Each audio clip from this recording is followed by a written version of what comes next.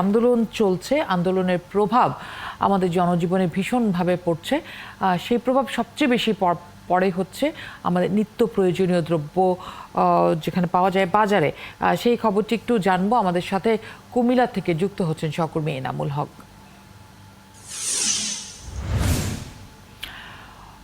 এনামুল, সারা বাংলাদেশ জুড়েই উত্তপ্ত হয়ে রয়েছে বিক্ষোভে, অবরোধে। ছাত্রদের মধ্যে যেরকম দেখা যাচ্ছে যে উত্তাল ছাত্ররা তাদের দাবি আদায়ে, তেমনি যারা এই ছাত্র অবস্থায় নেই, যাদের ঘর সংসার চালাতে হচ্ছে, তাদের জীবন ত্রাহি ত্রাহি আরেকটি কারণে, সেটি হচ্ছে বাজারে দ্রব্যমূল্যের ঊর্ধ্বগতি। আপনার কাছ থেকে একটু জানতে চাই, এই মুহূর্তে বাজার ব্যবস্থাপনা কেমন দেখছেন, বিশেষ করে যেহেতু প্রায় আমরা দেখছি যে ঢাকার সাথে অন অ্যান্ড অফ গাড়ি চলাচল বন্ধ হচ্ছে, রেল যোগাযোগ বন্ধ হচ্ছে, সেটির প্রভাব কি বাজারে দেখছেন কিনা?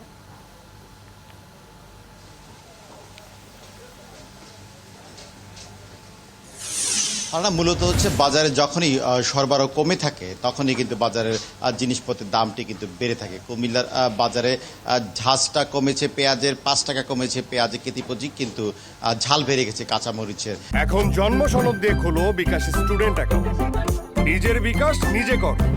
এবং কাঁচামরিচের সাথে সাথে অন্যান্য যে সবজিগুলো আছে সেগুলো কিন্তু অনেকটাই বেশি।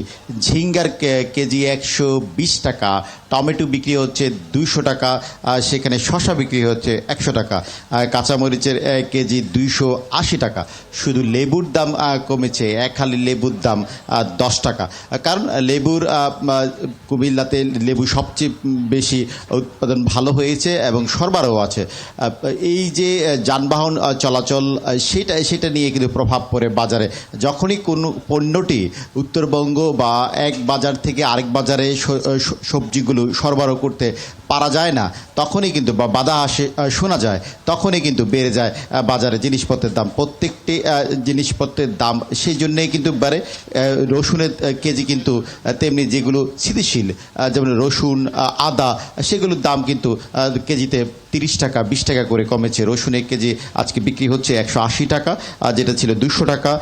আদার ৩০০ টাকার আদা আজকে ২৮০ টাকা বিক্রি হচ্ছে। কিন্তু সবজি, মাছ, যে পণ্যগুলো বাইরে থেকে আসে বাজারগুলোতে, সেই সব পণ্যের দাম কিন্তু ১০০ টাকা করে যে বিক্রি হচ্ছে। শসার কেজি, সেই শসা কিন্তু গতকালকে যে শসা ছিল ৮০ টাকা, ঝিঙ্গার কেজি ছিল ৭০ টাকা, আজকে ১২০ টাকা করে বিক্রি হচ্ছে। যেখানে করলা বিক্রি হচ্ছে ১৪০ টাকা করে, একটি লাউ বিক্রি হচ্ছে ১৮০ থেকে ২০০ টাকা। সরবরাহ যেখানে কম বাজারে, সেখানে কিন্তু এই কারণে কিন্তু ক্রেতাদের এক প্রকার নাবিশ্বাস। তারা বলছে যে বাজার যে মনিটরিং যে ব্যবস্থাটা, সেটা কিন্তু নেই বললে চলে। এক এক বাজারে কিন্তু এক এক দামও কিন্তু নির্ভর করে। কোনো দোকানে পেঁয়াজের কেজি ৯৫ টাকা কমেছে ৫ টাকা কেজি, কিন্তু আবার আরেক দোকানে ১০০ টাকা করে বেড়ে গেছে। চালের বাজারে একটি অস্থিতিশীল শুরু হয়েছে গত পরশু দিন থেকে। প্রতি বস্তা চালের দাম ১০০ টাকা করে বেড়েছে, তার ফলে কেজিতে বেড়েছে ২ টাকা করে। মাছের কিন্তু অন্যান্য দিনের তুলনায় ইলিশ, যে চাঁদপুর থেকে ইলিশ এবং চট্টগ্রাম থেকে ইলিশের সরবরাহ কিন্তু আজকে অন্য দিনের তুলনায় কিন্তু ইলিশ সরবরাহ কম। এবং আজকে যদি জিজ্ঞেস করি কত করে আজকে ইলিশের? আজকে ১ কেজি সাইজের মাছ ২,২১০ আর ২৭০০ গ্রামের ১৩০০-১৪০০। মানে বাড়ে কখন, কমে কখন? এটা অনকালা মাছ কম আইয়ে, পানি বেশি দে, মাছ ধরা পরে কম। আবার এক সাইড দিয়ে অভিযান চলে, আবার কদিন পরে অভিযান শেষ হবে, মাছের দাম কমবো এই সামনের মাসে। যখনই মাছের সরবরাহ বেড়ে যায় তখনই কিন্তু মাছের দামটি কমে, এবং মাছের যখন সরবরাহ। ধন্যবাদ এনামুল আমাদের সাথে যুক্ত হওয়ার জন্য।